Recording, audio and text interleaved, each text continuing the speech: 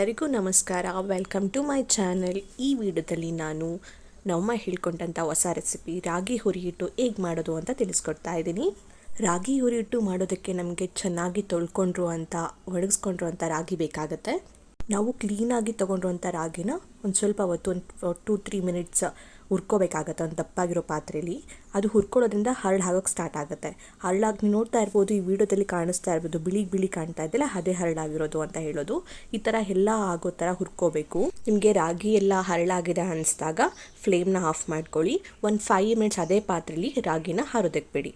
ಒಂದು ಮಿಕ್ಸರ್ ಜಾರ್ಗೆ ನಾವು ಹುರಿದಿಟ್ಕೊಂಡಿರುವಂಥ ರಾಗಿನ ಹಾಕ್ಕೊಂಡು ಮಿಕ್ಸ್ ಮಾಡ್ಕೊಳ್ಳಿ. ಅದು ಫುಲ್ ಫೈನ್ ಪೌಡರ್ ಆಗೋ ಥರ ಮಿಕ್ಸಿ ಮಾಡ್ಕೊಳ್ಳಿ.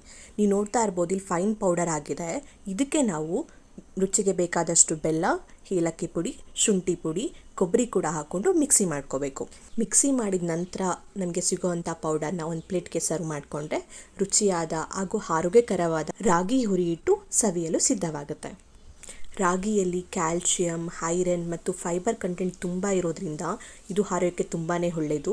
ಇದನ್ನು ನೀವು ಟ್ರೈ ಮಾಡಿ ನೋಡಿ ಹೇಗಿದೆ ಅಂತ ಕಮೆಂಟ್ ಸೆಕ್ಷನಲ್ಲಿ ತಿಳಿಸಿ. ಆರೋಗ್ಯಕರವಾದ ರಾಗಿ ಹುರಿ ಹಿಟ್ಟು ರೆಸಿಪಿ ನಿಮಗೆ ಇಷ್ಟವಾದಲ್ಲಿ ಈ ವಿಡಿಯೋನ ಲೈಕ್ ಮಾಡಿ, ಫ್ಯಾಮಿಲಿ ಮತ್ತು ಫ್ರೆಂಡ್ಸ್ ಜೊತೆ ಶೇರ್ ಮಾಡಿ, ಹಾಗೂ ನನ್ನ ಚಾನಲ್ನ ಸಬ್ಸ್ಕ್ರೈಬ್ ಆಗಿಲ್ಲ ಅಂದರೆ ಪ್ಲೀಸ್ ಸಬ್ಸ್ಕ್ರೈಬ್ ಆಗಿ. ಈ ವಿಡಿಯೋ ನೋಡಿದ್ದಕ್ಕೆ ಎಲ್ಲರಿಗೂ ಧನ್ಯವಾದಗಳು.